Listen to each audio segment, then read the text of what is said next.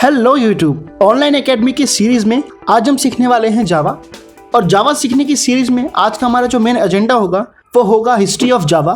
बाद में हम देखेंगे where Java is used and सबसे लास्ट में देखेंगे कि टाइप्स ऑफ जावा एडिशंस, कि जावा के कितने एडिशंस हैं। इससे पहले वाली वीडियो में हमने देखा था कि प्रोग्रामिंग लैंग्वेज की नीड क्या है और क्या होता है। तो आज हम वही देखने वाले हैं कि जो लैंग्वेज हम सीखने वाले हैं उसकी हिस्ट्री क्या है।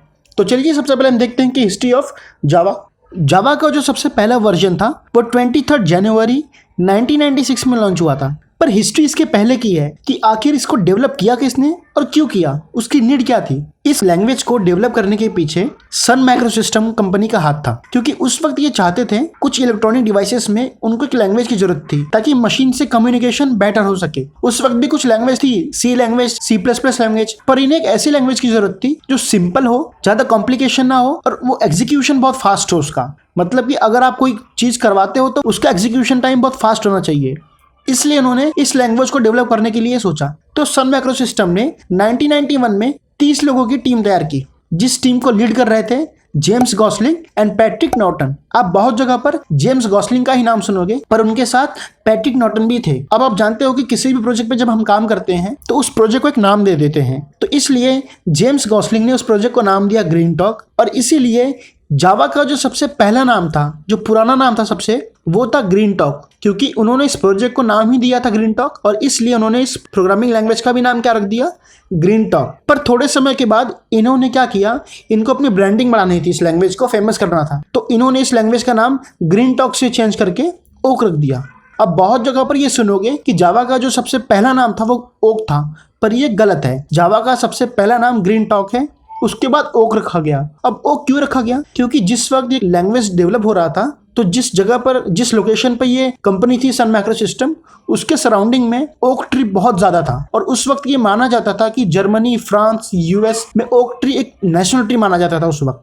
तो इसलिए उन्होंने इसका नाम ओक रख दिया। पर जिस वक्त ओक का रजिस्ट्री करने ये लोग गए तो उन्हें पता चला कि इस नाम से ऑलरेडी कंपनी चल रही है, तो फिर इन्हें मजबूर होकर ओक नाम को चेंज करना था। इसलिए उन्होंने इसका नाम जावा रख दिया। और जावा भी एक कॉफी का ही ब्रीड है, इसलिए आप देखोगे कि जावा पे जो लोगो है वो एक कॉफी बीन्स का है। अब हम देखते हैं वेयर जावा इज यूज्ड। चलो, अगर आपने सीख लिया जावा, आपने 2-3 महीने में इस लैंग्वेज को सीख भी लिया, पर सीखने के बाद आखिर इसका यूज कहाँ पर है, आप क्या डेवलप कर सकते हो इस लैंग्वेज को सीखने के बाद। तो सबसे पहले जावा सीख कर आप एंड्रॉयड एप्लीकेशन बना सकते हो। जी हाँ दोस्तों, जावा सीखने के बाद आप एंड्रॉयड एप्लीकेशन बनाना सीख सकते हो, आप गेम डेवलप भी कर सकते हो, डेस्कटॉप एप्लीकेशन भी बना सकते हो और वेब एप्लीकेशन में भी जा सकते हो। अब आप लोग के मन में ये आएगा कि डेस्कटॉप एप्लीकेशन और वेब एप्लीकेशन में डिफरेंस क्या है। तो आप मेरे स्क्रीन पे देख सकते हो कि कंट्रोल पैनल की सेटिंग्स है। अब ये जो कंट्रोल पैनल है ये सिर्फ इसी मशीन पे चलता है, ठीक है। तो ये कैसा है, एक डेस्कटॉप एप्लीकेशन है। कैलकुलेटर आप देखते हो, तो कैलकुलेटर क्या है, डेस्कटॉप एप्लीकेशन है कि वो उस स्पेसिफिक मशीन पर ही चलता है। वेब एप्लीकेशन आपको पता है कि जितनी भी वेबसाइट्स हैं, यूट्यूब, फेसबुक, ये सारी कैसी हैं, वेब एप्लीकेशन है जो किसी सर्वर पर चलते हैं। तो ऐसे एप्लीकेशन को भी आप डेवलप कर सकते हो और डेस्कटॉप एप्लीकेशन को भी आप डेवलप कर सकते हो। उसके बाद आप इसका यूज ब्लॉकचेन में भी कर सकते हो। आपने बिटकॉइन के बारे में तो सुना ही होगा। तो बिटकॉइन जिस टेक्नोलॉजी पे काम करता है, जिस टेक्नोलॉजी बेस पे काम करता है, वो ब्लॉकचेन ही है। और ऐसा कहा जाता है कि आने वाले कुछ समय में वर्ल्ड की जितनी भी बैंकिंग सिस्टम है वो सारी की सारी ब्लॉकचेन टेक्नोलॉजी को ही यूज़ करने वाली हैं, क्योंकि इसके थ्रू आपकी सिक्योरिटी बहुत ज़्यादा बढ़ जाती है।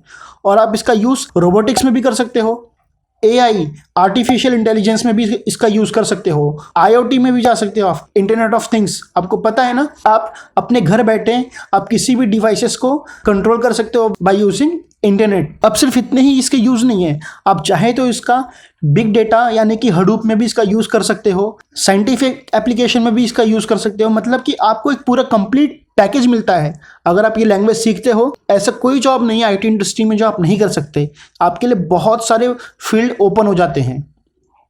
चलिए अब हम देखते हैं टाइप्स ऑफ जावा एडिशंस। देखिए, जावा एडिशंस के टोटल 4 टाइप्स हैं। पहला Java SE, Java standard edition, जिसे हम शॉर्ट फॉर्म में जावा SE कहते हैं। और इसी जावा SE को ही हम कोर जावा कहते हैं। देखिए, कोर जावा क्यों कहते हैं, क्योंकि जावा अगर आपको सीखना है, जावा में आपको कुछ भी, कोई भी एप्लीकेशन को डेवलप करना है, आपको कोर जावा के कॉन्सेप्ट क्लियर होने चाहिए। कोर का मतलब ही क्या है, मेन, जो सेंटर है, मतलब कि इसके जितने भी कॉन्सेप्ट हैं, loop, while loop, if else condition, जितनी भी चीजें हैं, आपको इसके कॉन्सेप्ट क्लियर होने चाहिए। और एक जावा डेवलपर तभी बन पाता है जब उसे कोर जावा के कॉन्सेप्ट अच्छे से क्लियर हो। अब आता है जावा एंटरप्राइज एडिशन। देखिए, कोर जावा के थ्रू आप डेस्कटॉप एप्लीकेशन पे काम कर सकते हो, यानी कि आप सिर्फ डेस्कटॉप एप्लीकेशन तक काम कर सकते हो। वेबसाइट डेवलप करना है, उसके लिए आपको जावा एंटरप्राइज एडिशन आना चाहिए। अब इसमें क्या क्या आता है, इसमें JSP, hibernate, spring, servlet, EJB, RMI, ये सारे कॉन्सेप्ट आपके क्लियर होने चाहिए, तब जाके आप जावा एंटरप्राइज एडिशन सीख सकते हो। ये जो जावा स्टैंडर्ड एडिशन है और जावा एंटरप्राइज एडिशन है, इन सब का यूज करके आप डेस्कटॉप एप्लीकेशन और वेब एप्लीकेशन पे काम कर सकते हो। बट अगर आपको छोटे डिवाइस पे काम करना है, जैसे मिनी कंप्यूटर, यानी कि आपके मोबाइल पर, तो मोबाइल पर यूज करने के लिए आपको एक और एडिशन दिया गया है, जावा मैक्रो एडिशन। यानी कि अगर आपको जावा लैंग्वेज का यूज करके कुछ मोबाइल एप्लीकेशन डेवलप करना है तो आप जावा ME सीखोगे। अब चौथा एडिशन आता है जावा FX। FX का मतलब क्या हुआ, देखिए, आप देखते हो कि बहुत सारे आज के डेट में जो UI है, मतलब जो आप जब किसी एप्लीकेशन को ओपन करते हो तो उस पर आपको कहीं पे बटन दिखता है, कहीं पे कोई टेक्स्ट बॉक्स दिख रहा है, आप कुछ लिख रहे हो तो उसके पीछे का बैकग्राउंड कलर है, तो वो सारी की सारी दिखने पे आपको अट्रैक्टिव लगती है ना। तो वो सारी चीज़ कैसे डेवलप होती हैं, वो डेवलप हो सकती है बाय यूजिंग जावा FX।